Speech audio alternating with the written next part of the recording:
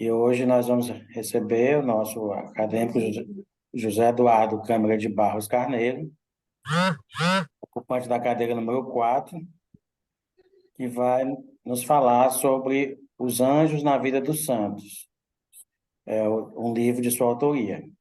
Então, José Eduardo, ele nasceu em Colatina, no Espírito Santo, em 23 de setembro de 82, é formado em Direito, é advogado, tradutor e escritor. Nos últimos anos, tem um projeto de divulgação de teologia vivida dos santos, tanto através da tradução de livros, como através das redes sociais. Inclusive, ele tem um perfil no Instagram, o arroba JMT que já possui mais de 8.700 seguidores. Ele traduziu os clássicos da teologia, como A Evolução Mística, do padre Alintello, e A Mãe do Salvador e Nossa Vida Interior, do padre Garrigou Lagrange. Então, ele vai falar para nós sobre o livro de sua autoria, Os Anjos na Vida dos Santos, pensado como um itinerário de oração com os santos e com os anjos. Seja bem-vindo, Zé Eduardo, a palavra é sua. Boa noite a todos.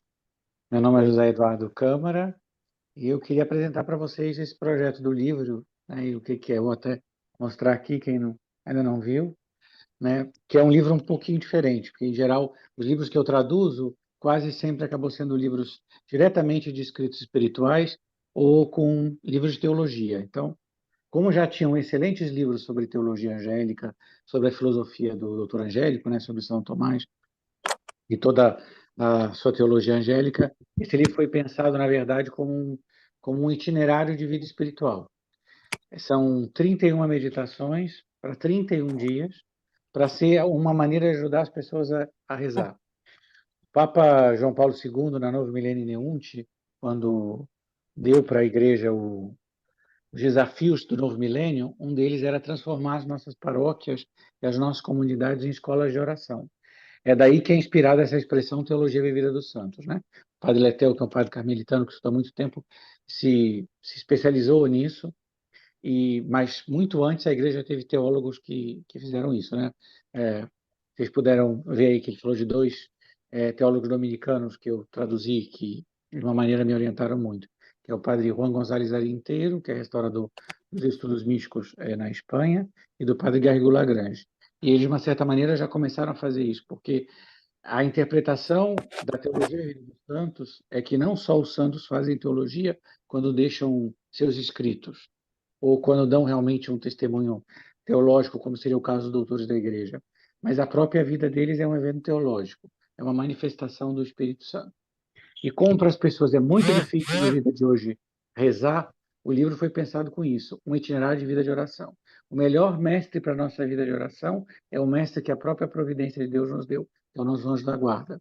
E para quem é leigo ou vive uma vida como ordinário, é muito complicado explicar para eles como começar a ter uma vida de oração. Eles acham muito confuso, sobretudo quando a gente quando a gente fala de oração no sentido teresiano, né? Nesse diálogo de amizade, nesse trato de amizade com o Nosso Senhor. Eles têm dificuldade de, às vezes, migrar da oração vocal para a oração mental.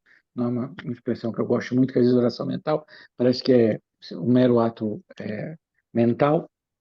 Na oração, na meditação, na oração íntima de diálogo com o Nosso Senhor. Então, o livro foi pensado assim: são 31 santos ou servos de Deus, é, os seus testemunhos ou histórias com os santos, e de cada um tirar um fruto para a nossa vida espiritual, para o nosso itinerário de vida espiritual, para a nossa vida com Jesus sacramentado, para a nossa vida de caridade cristã, né? Então, cada um deles nós vamos passando. É interessante que muitas vezes as pessoas têm dificuldade com o extraordinário da vida do santo. E nas biografias contemporâneas isso acaba sendo até um nó difícil de discernir, porque ou a nossa tendência é fazer da vida do santo, sobretudo alguns santos mais famosos, né? Um dos primeiros projetos que eu trabalhei foi uma biografia de Santa Gema Galgani. Então, ela é uma santa que teve muitos dons extraordinários. Então, a nossa tentação ou é simplesmente apagar os dons extraordinários ou transformá-la numa espécie de figura tão extraordinária que parece que ela não era uma pessoa, né? O objetivo do livro é pegar cada uma dessas histórias dos santos e tentar dar um motivo pedagógico para isso, né? Em cada vida de santo, o bom Deus tem uma pedagogia própria, que fala a história de cada um, a vocação de cada um e o seu itinerário espiritual. É claro que o itinerário de uma mulher leia como é Santa Gema é muito diferente do itinerário de Santa Teresa de Jesus, e assim por diante. E eu gostaria de pegar algumas dessas histórias dos santos que eu mais gosto e dos santos que eu pude citar no livro, porque também o objetivo do livro era poder introduzir algumas santos ou servos de Deus do qual nós temos pouquíssimo material. E seria muito difícil também falar deles ou publicar, porque como nós conhecemos pouco deles, é difícil ter já uma editora, um caminho que essas biografias pudessem chegar até nós. Como fazer com esse itinerário de vida interior. Então, um capítulo dedicado especialmente a Hortas Oliveiras, é, e eu vou explicar por que um capítulo dedicado ao anjo e ao Hortas Oliveiras. É claro que o Novo Testamento está recheado, repleto de momentos em que os anjos aparecem de maneira é, esplendorosa. E essa é muito forte, né? Que é o anjo consolador Jesus no Hortas Oliveiras. Na espiritualidade do Sagrado Coração de Jesus, essa é algo muito importante, porque a hora santa é um momento muito importante para a espiritualidade, ao menos do Coração de Jesus, a partir de Santa Margarida Maria Alacoque, né? A partir do movimento reparador de parrelemonial. E ele mostrou-se na espiritualidade do século XIX e XX que esse encontro semanal com Jesus no Horto das Oliveiras é um momento que ajuda muito as pessoas a rezarem. Já Santa Teresa teve esse encontro com Jesus na sua paixão, com a Sacratíssima Humanidade de Cristo. Ela encontra que, ao contemplar Jesus na sua fragilidade, ela consegue se aproximar dele, ela consegue falar com facilidade a este Senhor, ao vê-lo assim tão prostrado. E eu pego uma história que eu sempre achei bastante graciosa, de uma das servas de Deus muito difícil, cuja memória acaba esquecendo no tempo, né? Que é a Maria Josefina de Jesus Stepolini d'Alto e Capruana, que é uma do instituto até muito pequeno, né? Instituto da Adoração, das Adoradoras Perpétuas do Sagrado Coração. A, a irmã Josefina foi uma alma muito simples, dessas que tem intimidade, tem vida interior desde a sua infância. Numa característica peculiar dela é a relação como ela viveu na sua vida o mistério da comunhão dos santos. Desde a infância ela teve um vínculo espiritual muito marcado com Santo Antônio de Pádua. Ela teve constante essa experiência, essa presença sensível de Santo Antônio, que a conduzirá durante toda a sua vida espiritual, vai introduzi-la primeiro à vida de oração, aprender a repetir o nome de Jesus com amor, a encontrar no nome de Jesus a sua vida espiritual. Então, ele vai ensiná-lo esse grande caminho de oração, que é a oração ejaculatória. E, num momento, ela tem essa experiência com o anjo da guarda, que é muito forte, e ele vai conduzi-la ao Horto das Oliveiras. Eu quero fazer só uma pequena leitura, que eu acho que pode ajudar a entender o sentido da devoção aos Santos Anjos. A devoção aos Santos Anjos é um caminho de amizade com o nosso anjo da guarda, foi entregue a Deus por nós para ser o nosso mestre, para nos conduzir à vontade de Deus, e, sobretudo, a rezar e contemplar a paixão de Jesus Cristo, que é um caminho de encontrar ali o nosso próprio caminho. Então, um dia, em meio à aridez e às tentações, invocou o seu anjo, essa serva de Deus, irmã Josefina de Jesus. Então ele a conduziu ao Horto das Oliveiras, onde Jesus agonizava. A visão de Jesus a fez esquecer-se de sua dor para penetrar somente na dor de nosso Senhor. Então aqui é o primeiro passo da experiência mística, né? O anjo a conduz aqui a contemplar Jesus. O anjo não é o fim da experiência. Ele conduz sempre a nosso Senhor. Ele é o mensageiro de Deus. E primeira graça do Espírito Santo é esse, esquecer-se de si para pensar nele. Isso é, obrigar-nos a sair do nosso egoísmo. Continua ela. O anjo lhe disse: necessita-se de almas vítimas para consolar Jesus. Onde estão elas? Aquelas que conceitam sofrer com ele até a agonia e o suor de sangue. Aqui vem o chamado específico dela. O chamado a essa palavra que virou uma coisa difícil de dizer hoje, que é alma vítima. Isso é uma coisa difícil até de explicar as biografias de santos do século XX. O padre Divo Barsotti, fundador da Comunidade dos Filhos de Deus, fez um excelente livro sobre a mística da reparação. Eu tive a graça de traduzir esse livro, e ele, de uma maneira, consegue explicar muito bem, inclusive com termos teológicos que a gente diria mais fáceis de entender, essa espiritualidade da reparação, que nada mais é que a união de todas as almas batizadas a Cristo Jesus no seu mistério reparador. Há uma caridade que é sempre solidariedade, que se faz solidário por todos, que vê todo o mal do mundo, porque o mal é inegável, não como algo separado de nós, mas qual nós fazemos parte, seja porque somos pecadores, seja porque somos parte do corpo místico de Cristo. Então, no mistério do Horto das Oliveiras, nós aprendemos a rezar, mas já não só uma oração egoísta, não é uma oração sobre nós mesmos, ou só sobre o desejo de ter um consolo interior, mas sobre um desejo de participar do mistério de Cristo, de compreender a paixão de Cristo como um ato completo de doação aos irmãos, de nos compreender que nós somos solidários de todo o mal que existe no mundo. Solidários, primeiro, porque somos pecadores e devemos bater no peito. Nós somos os primeiros a reconhecer que somos. Segundo, porque compreendemos que, como batizados, fomos enxertados em Cristo e, portanto, a responsabilidade do mundo inteiro é nossa. Por isso, a oração não tem fronteiras e por isso que a oração verdadeira não é uma experiência de intimismo, mas ao contrário. Ela, entrando em Cristo, abraça o mundo inteiro. Continua ela. O anjo então a fez se aproximar de Nosso Senhor, e ela não ousou sentir sua indignidade. Então o anjo lhe disse: Venha sem temor. Aqui é o lugar de adoração dos pecadores. Então, diante de Deus, ela faz essa primeira reação. O primeiro pecador é ela.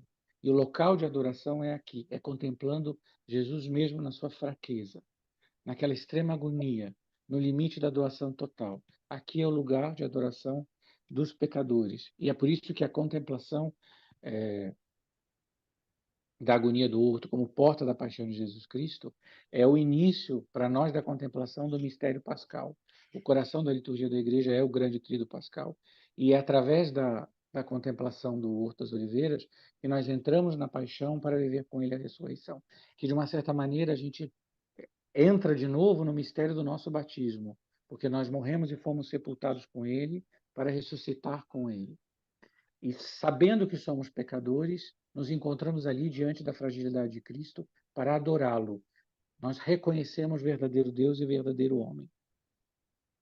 Escreve ela: Eu me aproximei, me prostrei e compreendi o valor do amor reparador e compassivo. Eu tinha encontrado o local do meu repouso. Que é o momento que a gente encontra, o que ela tem essa experiência do amor infinito de Deus, ainda especialmente no seu abaixamento, a gente encontra o repouso. É para nós que ele veio, é para os pecadores. Ele é um médico que veio salvar os pecadores. Somos nós os primeiros a experimentar. E esse é um caminho que ajuda as pessoas a encontrar a oração no dia a dia. É com o nosso anjo ir até Jesus e pedir que o anjo nos ensine a essa intimidade que nós devemos ter com ele. Porque, no fundo, esse é a chave que muda a nossa vida interior. É entender que tudo em nós e toda a nossa vida deve orbitar ao redor deste sol, que é nosso Senhor Jesus Cristo. Tudo em nossa vida gira em torno dele. Sobretudo, para nós, compreendendo a beleza que é o dom de Jesus no Santíssimo Sacramento. Então, sim, nós contemplamos os mistérios da sua paixão, mas o encontramos vivo, nós encontramos Cristo sacerdote que se oferece ao Pai em todas as santas missas, nós o encontramos para nos unir a Ele, né? Porque se nós participamos da celebração da Santa Missa e Cristo, nossa cabeça, se oferece ao Pai, é um chamado a todos nós, membros do seu corpo, a nos oferecer com ele, né? Que a nossa vida seja esse por Cristo, com Cristo, em Cristo. A vós, Deus Pai Todo-Poderoso, na unidade do Espírito Santo, toda honra e toda glória, agora e para sempre. É um pouco da nossa vocação. É um pouco da vocação de Santa Elizabeth da Trindade. Ser um louvor de glória da Santíssima Trindade. E cada missa para nós é um encontro com esse grande mistério de Jesus que se oferece. E uma das almas que viveu isso de maneira mais intensa, seja a presença dos anjos e a comunhão com os anjos, né? Foi um servo de Deus brasileiro, que é o padre João Batista Rois, que viveu no Rio Grande do Sul. Através da experiência mística do padre Rois, que nos deixou um grande diário, talvez um dos maiores testemunhos de experiência mística que nós temos escrito, sobretudo de um sacerdote, porque em literatura mística, que é o tema que mais me interessa, Nós temos muitos testemunhos de mulheres, diários espirituais, autobiografias, e às vezes diários nós temos menos de homens ou de sacerdotes, sobretudo.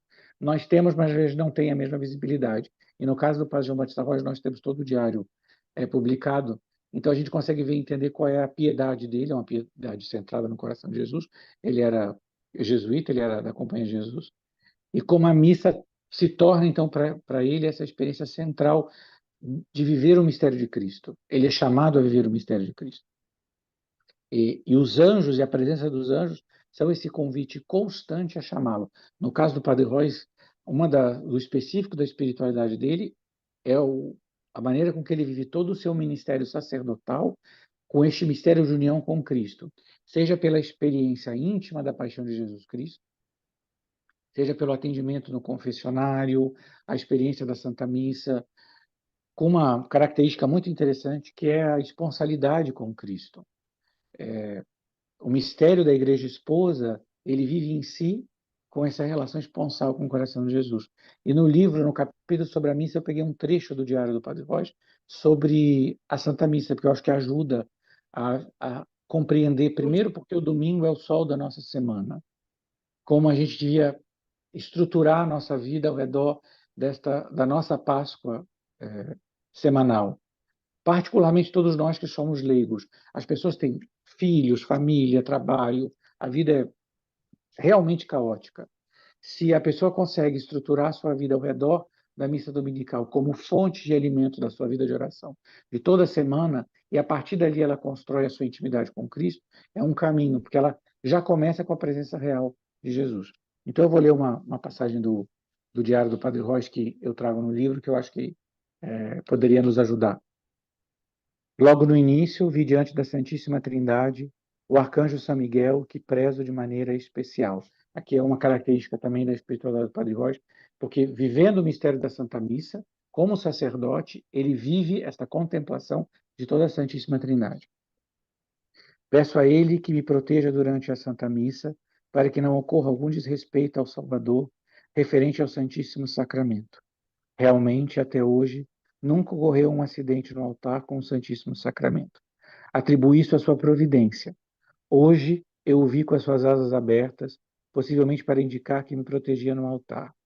Duas fileiras de santos anjos, uma partindo dele, uma para cima, a outra partindo dele ia para baixo, demonstrando que ele é o príncipe de todo o conjunto. Assim permaneceu a visão durante toda a Santa Missa, mas não durante os êxtases, se vi bem. Isso é porque na missa do Padre Royce, a união com Deus chegou de tal maneira que em vários momentos ele sentia essa experiência estática, né? Essa experiência sensível do amor de Cristo no seu coração. E ao contemplar as fileiras de anjos, ele revela, ele é mostrado a ele contemplar o que a igreja proclama, né? Porque toda missa nós proclamamos que nós cantamos com os anjos e santos. E ele contempla, então, com os olhos da alma, essa realidade. Se a gente consegue se deixar conduzir pelo anjo da guarda a ter essa intimidade com Cristo, a partir disso toda a nossa vida muda, especialmente com Jesus no Santíssimo Sacramento, seja vivendo em todos os aspectos deste mistério. Jesus como sacrifício que se perpetua nos nossos altares, Jesus como presença real e sacramental que vem a nós reinar em nós, vem transformar a nossa vida, vem realizar em nós essas palavras do Evangelho: permanecer em mim, eu permanecerei em vós. Também nisso o anjo da guarda é o nosso mestre, a manter essa intimidade e fazer com que a comunhão seja em nós o centro da nossa vida, seja realmente o encontro com um amado, com um esposo. E o anjo nos ajuda, sobretudo, a encontrar Jesus no sacrário, que é o alimento, que é o grande mestre da vida interior. Os últimos 150 anos, a igreja teve centenas de santos eucarísticos e o magistério da igreja cada vez mais nos convidou a isso, né? Quem é da minha geração, que eu já não sou tão novo, viveu o período da Eclésia da Eucaristia, do Papa João Paulo II, e todo o desejo que ele manifestou em nós, que nós realmente nós vivêssemos a igreja como um ápice da nossa vida, como já tinha convidado o Concílio Vaticano II. E o anjo nos convida a isso. Uma história graciosa que tem aqui, eu sempre gosto das histórias dos santos, que de uma maneira são o vínculo para chegar até as pessoas. Da Madre Amparo do Sagrado Coração, deixa eu ver se eu separei aqui. que é uma santa que eu gosto muito. Eu falei no começo da importância que teve na minha vida a teologia do padre Arinteiro, e a Madre Amparo está para sempre vinculada a ele, inclusive porque os dois estão enterrados no mesmo mosteiro. A Madre Amparo foi religiosa, a venerável Madre Maria Amparo do Sagrado Coração, foi religiosa da Ordem de Santa Clara e fundadora do Mosteiro do Sagrado Coração de Canta la Piedra, que é próxima a Salamanca, né, na Espanha. Ela foi uma alma preparada com esta missão, fundar este mosteiro, que até hoje é um mosteiro com muitas vocações na Espanha. É um mosteiro dedicado ao Sagrado Coração de Jesus com uma espiritualidade reparadora. E ainda ao encontrar o Padre inteiro, ela encontra então o diretor espiritual que vai conduzi-la ao seu caminho. E a partir daí a gente sabe quanto ela foi preparada desde a sua infância para viver essa espiritualidade, para ser a formadora desse mosteiro da Ordem de Santa Clara. E ela conta de maneira muito simples as memórias dela de infância, e como desde de pequena ela era conduzida, ela era uma mulher de oração desde criança. E como foi através do ministério dos anjos que ela entendeu o que era Jesus no sacrário, e que postura ela devia ter, e como ela devia adorar, e como ele ali devia mudar a sua experiência, porque na igreja paroquial ela diz assim, eu é do meu livro, né? Ela contou que via os anjos ao redor do sacrário da igreja paroquial, acompanhando e adorando a Jesus na Eucaristia. Com eles aprendeu a se comportar na igreja e lhes encarregava para que não deixassem Jesus sozinho quando ela tinha que ir para casa para obedecer à mãe. Aí veio o momento que a gente vê a psicologia da criança. Um dia, com encanto infantil, resolveu testar a obediência dos anjos, porque ela dizia para ele ficar, então ela espera que ele fique. Retirou-se da igreja, retornando rapidamente para garantir que os anjos continuassem seu ofício de adoração, e ao vê-los, pôde ir contente e tranquila. Aqui a gente vê a simplicidade da criança. Ela quer testar se é verdade que os anjos estão ali adorando Nosso Senhor. E se a gente pensa nessa grande realidade que no sacrário, nós temos nosso Jesus Cristo verdadeiramente presente, que quer ser Ele o nosso mestre, a nossa vida espiritual muda. Esse é o ensinamento de um grande santo do século XX, São Manuel Gonzales, o bispo do Sacrário Abandonado, fundador de muitas obras eucarísticas, né, inclusive as missionárias eucarísticas de Nazaré, e toda a sua espiritualidade vem desse testemunho de, primeiro, sacerdotal, é a primeira experiência de São Manuel Gonzales, eu também falo brevemente ali. Eu tive a oportunidade, inclusive, de traduzir um, um escrito seu, um livro com dois escritos seus. No início do seu ministério sacerdotal, na sua primeira paróquia, ele tem uma experiência assim bastante desesperadora, que ele mesmo conta, que é a chegada na igreja e o sacristão é extremamente sincero com ele, é o completo abandono religioso, né? Ele se depara com uma frieza completa e ele se depara com um sacrário abandonado, fisicamente abandonado, né? E, como ele diz, a vontade dele era fugir, era não continuar. E ali ele faz um pacto com Jesus, né? Ele vê Jesus ali, o mesmo Jesus do Evangelho, que é o tema que ele vai repetir sempre. E ele faz um pacto de ser ele o bispo, o padre do sacrário abandonado, depois será o bispo do sacrário abandonado. E para ele, o sacrário, como centro da paróquia, era todo motivo de reevangelização da Espanha, sobretudo o apostolado do leigo, com fundação dos movimentos leigos, Maria dos Sacrários Calvários e uma série de outros, depois missionários eucarísticos diocesanos, era restaurar todo um trabalho catequético, popular, educacional, ao redor do sacrário, ao redor do mistério do sacrário como o Calvário e todo um trabalho de evangelização com os pobres, como ele diz, né? O objetivo dele era dar os pobres ao sacrário e o sacrário aos pobres. E para ele o sacrário tem sentido que eu digo aqui, não é só o objeto litúrgico, para uso litúrgico, mas para ele, quando ele fala do sacrário, ele explica isso num livro sobre o abandono dos sacrários acompanhados, né? Ele fala desse mistério que às vezes o sacrário está acompanhado, mas está abandonado, porque falta a nossa união com ele, nós não vivemos o evangelho. E ele ajuda, ele repete muitas vezes isso, a ler o Evangelho diante do sacrário. Então, se o anjo, como ele sempre faz, nos conduz ao sacrário, ali ele nos ensina a ler a palavra de Deus. Toda a meditação de São Manuel é baseada nisso. Ver o Evangelho, ler o Evangelho às luzes do sacrário. É o mesmo Jesus. É o mesmo Jesus que passa nessa terra fazendo bem. É o mesmo Jesus que cura. É o mesmo Jesus que acolhe as almas.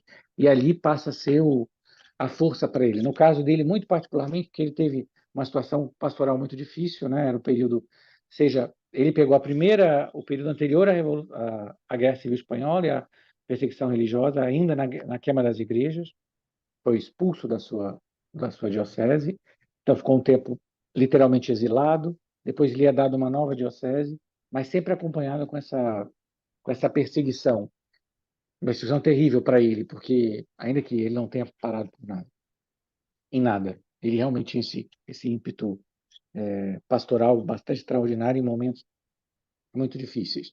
Então, só para encerrar, porque eu acho que eu já estou caminhando para o fim, o livro foi um pouco pensado, modelado na Beata Maria Serafina do Sagrado Coração, que é fundadora das Irmãs dos Anjos, adoradoras da Santíssima Trindade. E o carisma da Irmã Serafina, ela fala nessa expressão união angélica.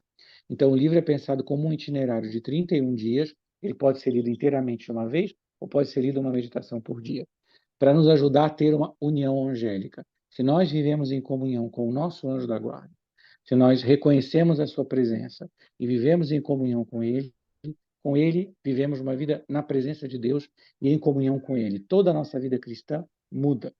E se nós vivemos em união com os santos anjos, nós passamos a compreender que a nossa missão como batizados é ser, então, anjos de caridade para os outros.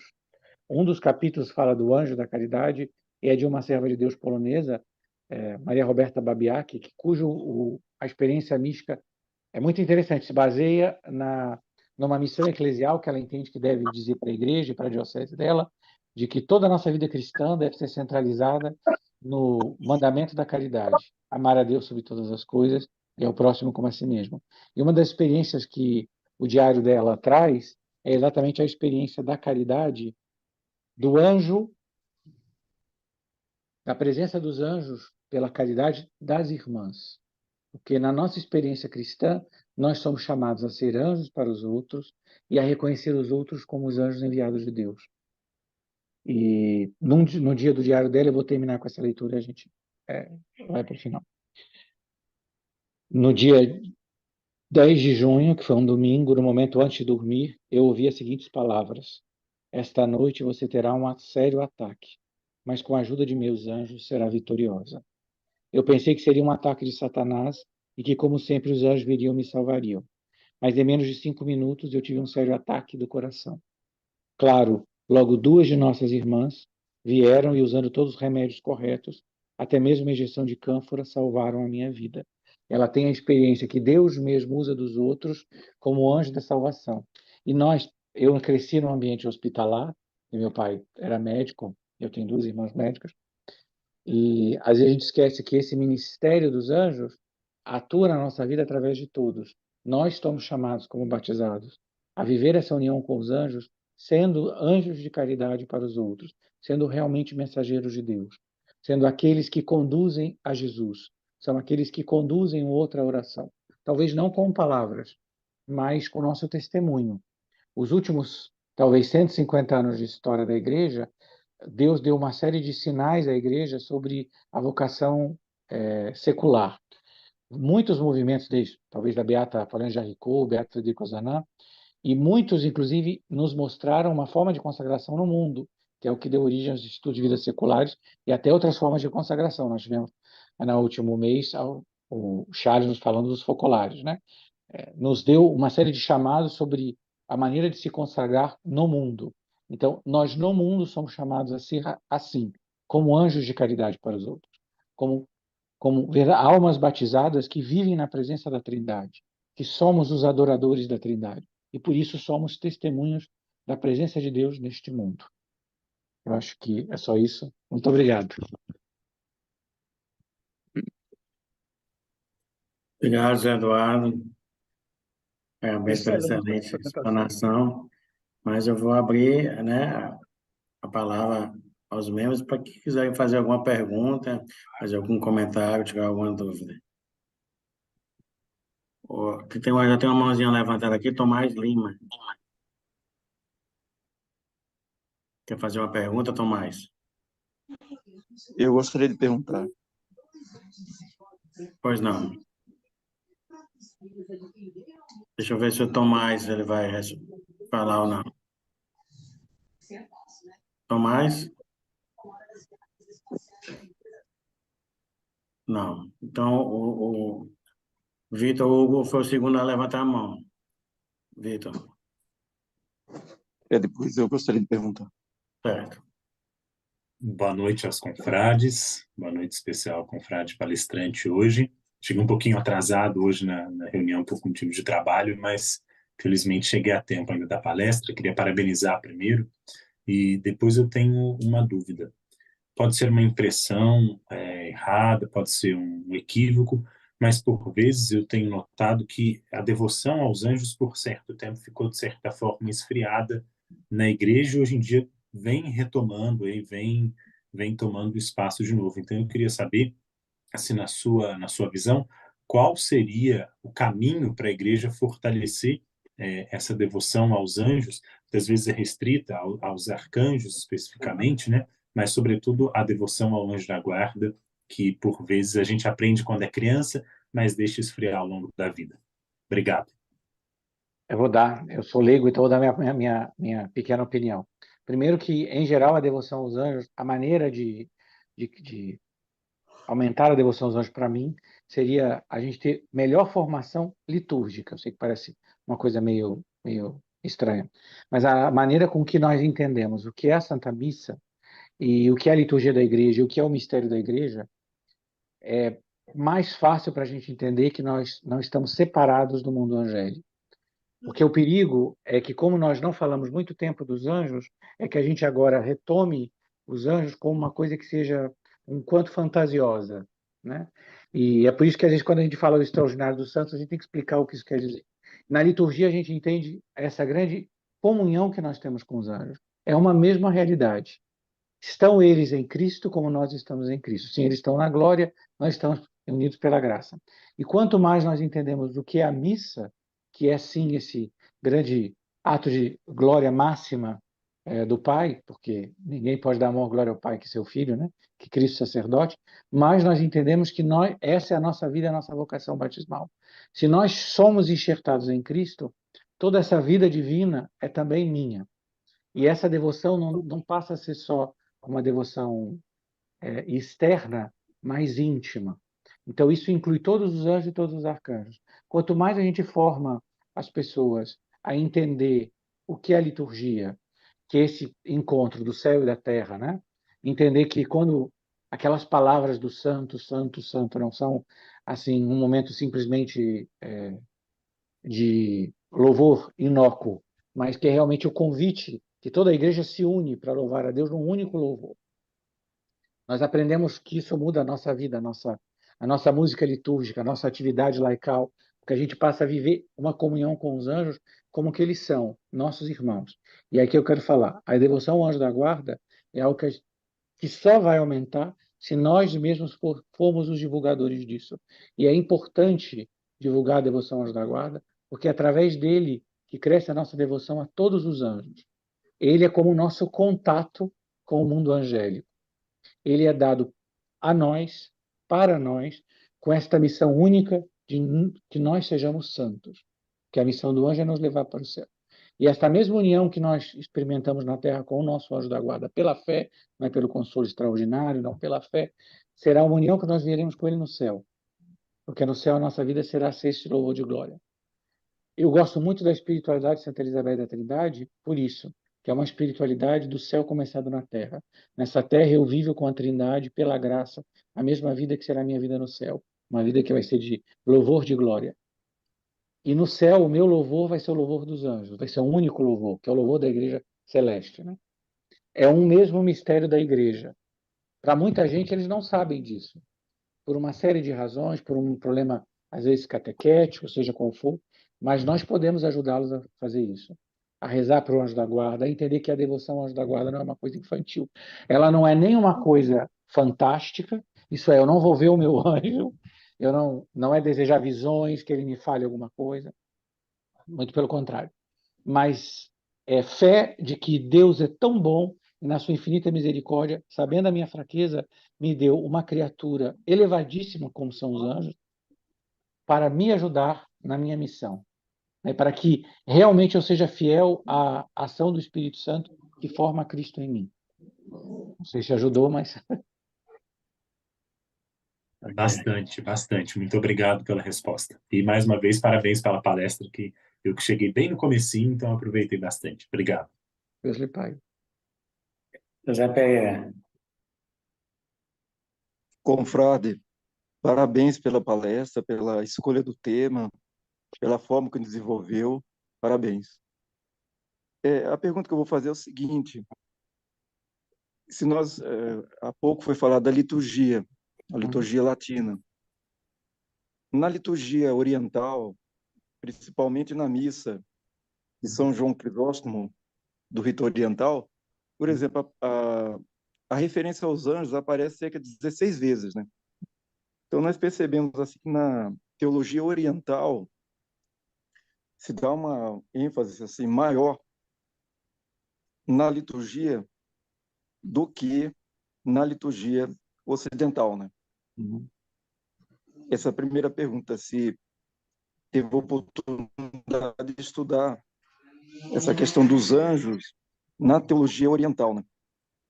Existe Santo Agostinho, outra pergunta, Santo Agostinho, na sua época, ele já nos alertava para visões fantasiosas dos anjos, né?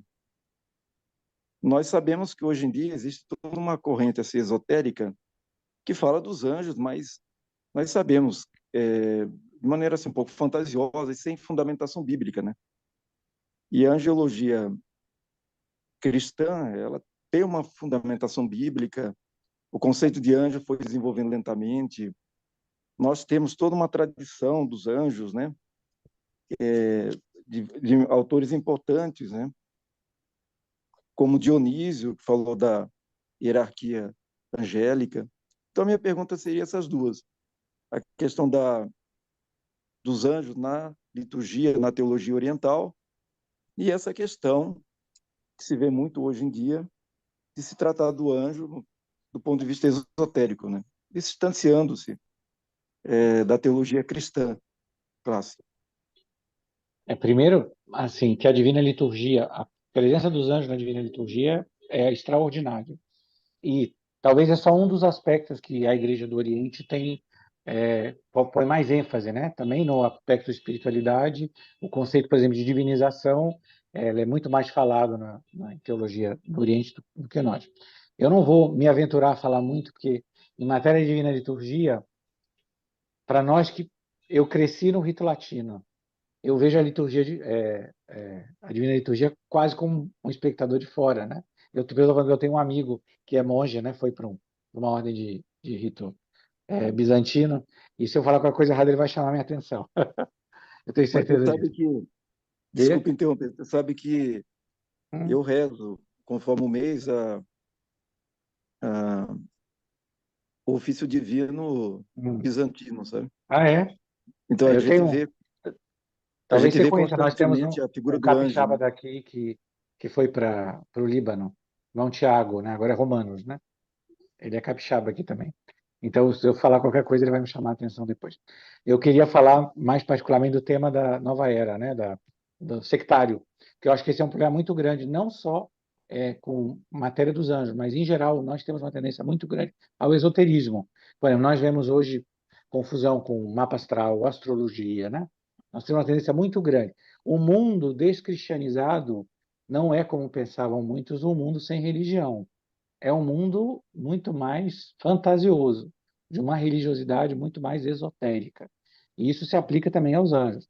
O perigo de fantasiar os anjos é muito grande, porque a gente tende a fazer. Isso não vai só no ambiente da nova era, em alguns ambientes católicos, que como é um tema do qual não se falou por muito tempo, as pessoas tendem a imaginar e fazer a devoção aos anjos bastante mais fantástica, né? Por exemplo, eu até evitei. Tem uma página no livro que a gente fala do combate espiritual, por exemplo, ou da presença dos espíritos malignos. A gente tem que tomar um pouco de cuidado, porque o ambiente virtual é cheio de momentos que esse tema são tratados de maneira um tanto quanto exagerada e beira o nova era, né? Beira quase o maniqueísmo. Eu acho que aí é assim, bastante perigoso. Mas é uma realidade dura do nosso tempo, da tendência que nós temos ao mundo sectário. É muito grande. em todos os ambientes hoje. Mas se você entrar na internet, você vai ver constantemente, isso já vem, talvez, nos últimos 150 anos nos Estados Unidos, a gente tem até dificuldade de entender o desafio pastoral que isso é. Porque não é só o erro doutrinário sobre os anjos, é uma inclinação que a pessoa tem a ver o mundo dessa maneira fantasiosa. Então, ainda que a pessoa frequente a igreja, ela acaba tendo uma mentalidade esotérica na vida. Isso inclui com muitas coisas, uma visão gnóstica sobre o corpo, uma visão negativa do corpo vinda do gnosticismo, uma visão fantasiosa dos anjos com nomes e missões de anjos estranhos. E como a internet é ainda mais um campo ainda mais fértil para esse tipo de coisa, a tendência a fazer confusão é ainda maior. Daí vem também a nossa obrigação como leigos de evangelizar o nosso ambiente, de dar testemunho da sã devoção aos anjos, de como a igreja sempre fez, né?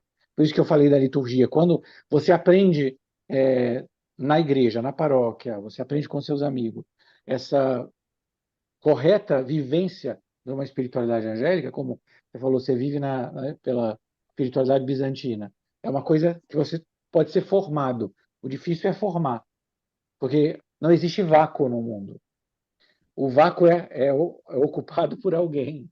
Então, num vácuo nosso, ocupam pessoas que, até por outros princípios, a gente tem muita gente que ganha dinheiro com esoterismo. As redes sociais é um ambiente onde muita gente ganha dinheiro. Então, tem um aspecto aí que acaba tornando mais difícil esse aspecto. Espero que eu tenha conseguido me explicar. Agradeço muito a sua fala e parabéns novamente. Continue com esses estudos, que é muito interessante. Deus lhe pague. Charles Alberto, quer perguntar?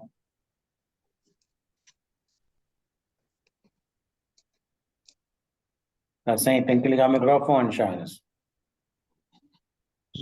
Você precisa ligar o seu microfone, Charles. Vocês estão me ouvindo? Pronto, agora sim. Eu estou. Caríssimos acadêmicos, muito obrigado por essa noite fantástica, sobretudo com essa palestra do Eduardo Câmara, que ao lançar mão da vida dos santos e adentrar na realidade dos anjos, você trouxe essa realidade profunda e, às vezes, muitas vezes equivocada, como você estava falando, uma realidade muito profunda, muito próxima e muito tangível, né? Então, por isso eu gostaria de agradecer, porque os santos têm essa graça de nos mostrar essa encarnação do Verbo, que vai se tornando palavra encarnada durante os séculos, né? Através dos carismas que são encarnados, que são...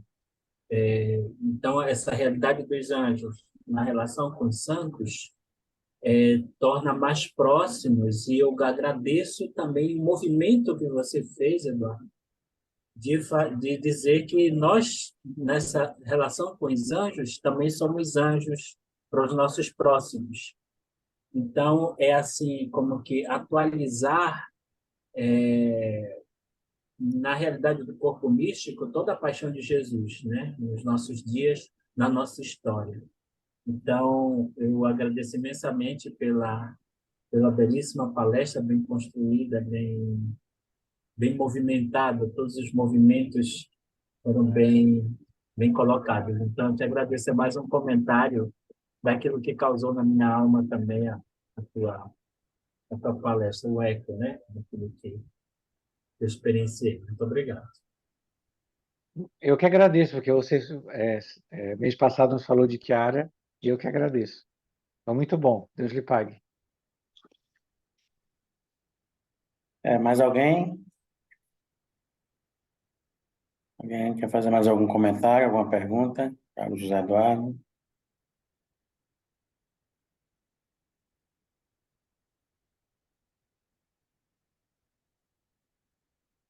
Para adquirir o livro, Zé Eduardo, como fazemos? Eu posso mandar o link, porque quem faz a venda e a distribuição do livro é a editora Eclésia, que foi quem publicou. Então, eles vendem na Amazon, em todos os sites, e no próprio site da editora. O nome do livro é Os Anjos na Vida dos Santos, é a editora Eclésia. E meu nome é José Eduardo Câmara. Na verdade, meu nome é maior, eu tenho que comprimir, né? José Eduardo Câmara de Barros Carneiro, aí por motivos práticos teve que cortar meu nome. Tá certo. E divulgue aí as suas redes sociais também, seu site. Pois é, quem quiser acompanhar no Instagram, a gente tenta fazer quase todo dia a memória de um místico, de um servo de Deus, com um pequeno texto para rezar. Então, no Instagram é JMJT, que é a saudação do Carmelo, né? Jesus, Maria, José e Teresa, Câmara, que é meu sobrenome, e no Facebook, José Eduardo Câmara. Todo dia a gente tenta colocar nesse mês de julho que vai começar, a gente vai enviar, quem quiser se inscrever, eu tenho um site, José Eduardo câmara.com.br, e você tem como se inscrever na newsletter. Esse mês de julho é o mês do Preciosismo Sangue, então eu vou enviar uma meditação para cada dia do mês, para que a pessoa possa acompanhar sobre o mistério da redenção. Ok, então, muito obrigado a todos. Vamos convidar o Padre Magalhães para fazer a nossa oração final e a bênção final. Mas antes da oração, vamos tirar a nossa foto, né, oficial, que a gente pudesse abrir as câmeras para a gente fazer o nosso print e a gente poder também divulgar a nossa academia de angiologia nas nossas redes sociais. Então, quem puder, por favor, abrir a câmera para a gente tirar a foto. Olha aí, irmã Valdilene, seja bem-vinda.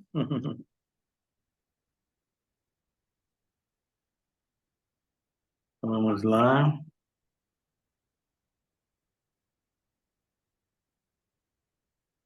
Pronto. Todos os apóstolos, sorriso. 1, 2, 3, já.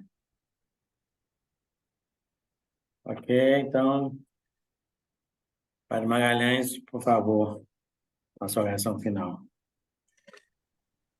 Essa oração final é também uma gratidão a Deus pelo aquilo que nós ouvimos a respeito dos santos e um agradecimento em forma de oração pelo Eduardo, né, que fez esse trabalho muito bonito de partilha também para conosco.